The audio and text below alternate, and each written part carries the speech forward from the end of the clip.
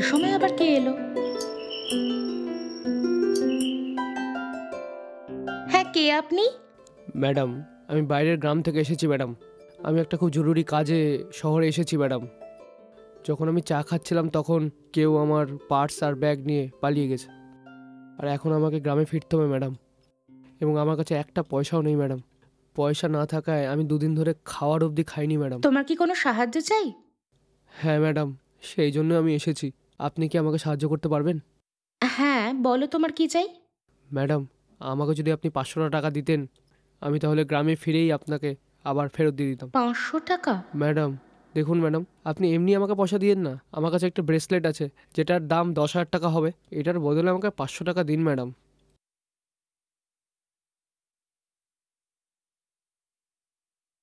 দেখুন, আমি 2 দিন পর গ্রাম থেকে ফিরে এসে পয়সা নিয়ে আমি ছাড়িয়ে নেব। আরে এমন ব্যাপার নয়, আমার কাছে খরচা করার মতো 200 টাকাই আছে, আর কিছু নেই।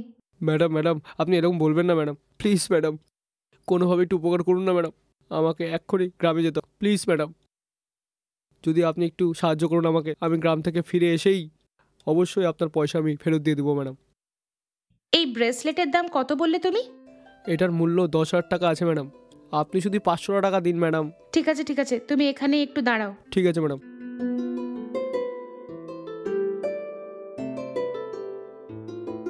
ওটা দাও,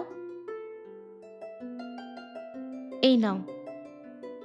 আপনার কাছে আমি চিরকৃতজ্ঞ থাকবো ম্যাডাম। ওই ব্রেসলেটটা একটু সাবধানে রাখবেন ম্যাডাম। আমি 2 দিন পরে ফিরে এসে 500 টাকা দিয়ে আমি এটা ছাড়িয়ে নেব। হ্যাঁ ঠিক আছে। আপনার কাছে আমি অবশ্যই কৃতজ্ঞ থাকবো ম্যাডাম। হুম।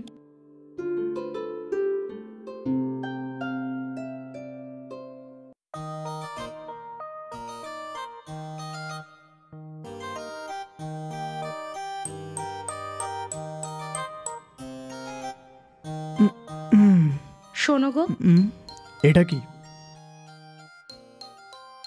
আমার না তোমার কাছে কিছু বলার আছে। কি? কিছুক্ষণ আগে না আমাদের বাড়িতে একটা ছেলে এসেছিল।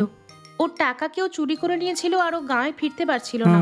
আমি বললাম আমার কাছে টাকা নেই, তো ও বলল যে ওর কাছে 10,000 টাকার একটা ব্রেসলেট আছে, ওটা নিজের কাছে রেখে শুধু 500 টাকা দিয়ে দাও। 10,000-এর ব্রেসলেটের জন্য কেন মানা করবো ভেবে 500 টাকা ওকে দিয়ে দিয়েছি। বললো যে 2 দিন পর এসে নিয়ে যাবে। এই ব্যাপার? হ্যাঁ গো। একটু দেখাও, আমি দেখি। হ্যাঁ, এই নাও। আরে ও তোমাকে উল্লু বানিয়ে দিয়েছে। হ্যাঁ, এটার দাম তুমি 10,000 টাকাই বলেছো না? এটা ফুটপাতে পাওয়া যায় 50 টাকায়। নকল ব্রেসলেট, এটা কোটিং। সত্যি কি? ঠিক বলছি, ও ভালো মতো চুনা লাগিয়েছে তোমায়। আরে বাপরে। হ্যালো, হ্যাঁ বলুন ভাইয়া। তুমি কিছু খেয়েছো কি খাওনি? হ্যাঁ খেয়েছি ভাইয়া। আমাকে মিথ্যা কেন বলছো তুমি? তোমার গলার স্বর শুনে বোঝা যাচ্ছে তুমি কিছু খাওনি। যখন থেকে তোমার স্বামীর মৃত্যু হয়েছে ততদিন থেকে তুমি এরকম। এইভাবে তো দিন যাবে না। আমি তোমাকে একটা বাবাজির অ্যাড্রেস দিচ্ছি, তুমি গিয়ে দেখো একবার, শুধু বাবাজির দর্শনটা তো করে আসো। ওনার দর্শন করতেই তোমার সমস্ত বিপত্তি কেটে যাবে। কথা বুঝতে পেরেছো? হ্যাঁ ঠিক আছে। ঠিক আছে।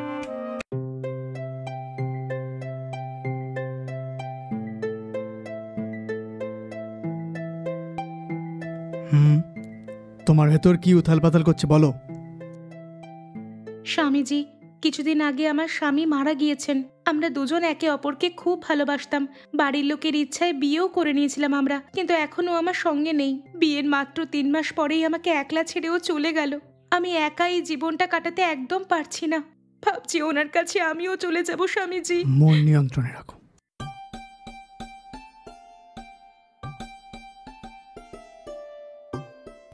মন দিয়ে শোনো দেবী, এই পৃথিবীতে জন্ম নেওয়া প্রত্যেক মানুষকে একদিন মরতেই হবে। যদি তুমি আমার আজ্ঞা অনুসারে চলো, অবশ্যই তোমার জীবন সফল হবে দেবী। সেটা কি স্বামীজি বলুন না, আমি একদম সেরকমই করব। এই আশ্রমে পুরো 48 দিন থেকে পূজা পাঠ করলে তোমাকে আমার সেবা করতে হবে। হ্যাঁ ঠিক আছে স্বামীজি, আপনার কথা মতো এখানে থাকলে আমার মনের সব দুঃখ দূর হয়ে যাবে কি? চিন্তা করো না, তোমার সব দুঃখ দূর হয়ে যাবে। তারপর তোমার জীবন প্রকাশই প্রকাশ। এই আশ্রমে তুমি থাকলে তোমার খাওয়া দাওয়া সব কিছু পাবে তুমি। কি দেবী, তুমি এখানে থাকবে? ঠিক আছে স্বামীজি, আমি কবে থেকে এখানে আসব? যে কোনো সময় তুমি এখানে থাকতে পারো, আর এটা তোমার উপর নির্ভর করছে দেবী।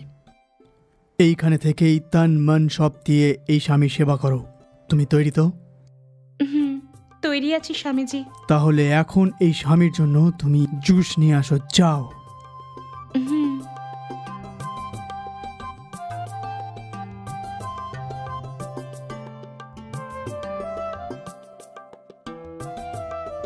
স্বামীজি, এই নিন। হুম।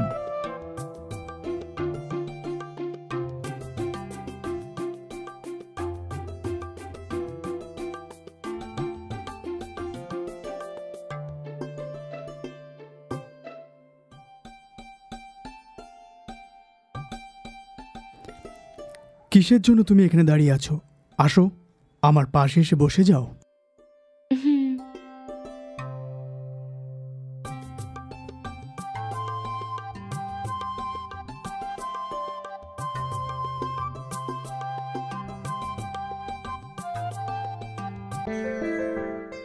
স্যার, হ্যাঁ বলুন না, কি চাই? ম্যাডাম আপনার ঘরের আমি সামনেই থাকি। হ্যাঁ জানি, আমি অনেকবার তোমাকে আমি দেখেওছি। কি চাই তোমার? ম্যাডাম আমাদের এরিয়ায় বৃষ্টির জন্য কারেন্টটা চলে গেছে। হুম। সেল ফোন চার্জ করতে আমি ভুলে গেছি। যদি ফোনটা সুইচ অফ হয়ে যায় তো আমার বাড়ির লোক খুব চিন্তায় থাকবে। আপনার বাড়িতে তো ইউপিএস আছে না? একটু ফোনটা চার্জ করতে দিন না। হ্যাঁ দিন না, আমি রেখে দিচ্ছি। এর জন্য এত ভাবছিলেন কি? আপনি আপনার ঘরে যান, চার্জ হয়ে গেলে আমি আপনাকে ডাক দেব। পুরোটা চার্জ হতে আধ ঘন্টা তো লাগবেই না? ম্যাডাম 5 মিনিটের চার্জই অনেক। আমি যে ঠিকঠাক আছি ওটাই বাবা মাকে জানাবো আর কি। নাহলে ওখানে আবার সবাই দুশ্চিন্তায় ভয় পেয়ে যাবে। জানি না আমার পরিবারের সবাই কি করছে এখন। এখনই আমাকে খুব তাড়াতাড়ি ফোন করতে। আপনি ফোনটা চার্জে দিন, আমি এখানেই ওয়েট করছি। ও আচ্ছা, এই ব্যাপার। ততক্ষণ কি তুমি বাইরেই দাঁড়িয়ে থাকবে? এসো, ভেতরে এসে বসো। না না, ঠিক আছে, কোনো ব্যাপার না। এইভাবে তোমাকে বাইরে দাঁড়িয়ে থাকতে দেখে আমার ঠিক ভালো লাগছে না। ভেতরে এসে বসো না। যেমন তুমি চাইছিলে 5 মিনিট পরে তোমার বাড়ির লোকের সঙ্গে কথা বলে নেবে, ঠিক আছে? হ্যাঁ ঠিক আছে। এসো, বসো। হুম।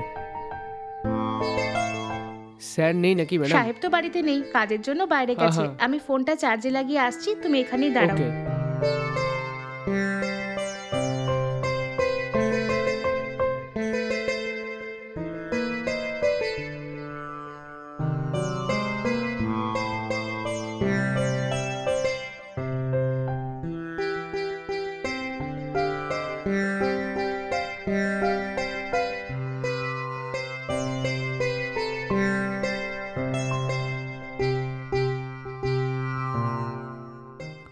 এই, হ্যাঁ তুমি সামনের ঘরে থাকো না? এখানে কি করছো এখন? স্যার, আমার ফোনে একদম চার্জ নেই। মোবাইলটা চার্জ করার জন্য ম্যাডামকে দিয়েছিলাম আমি। কারেন্ট আসার পর তুমি নিজের ঘরেই তো চার্জ করতে পারো, এখানে এসে কেন আমাদের ডিস্টার্ব করছো তুমি? সারা রাত কারেন্ট আসেনি স্যার।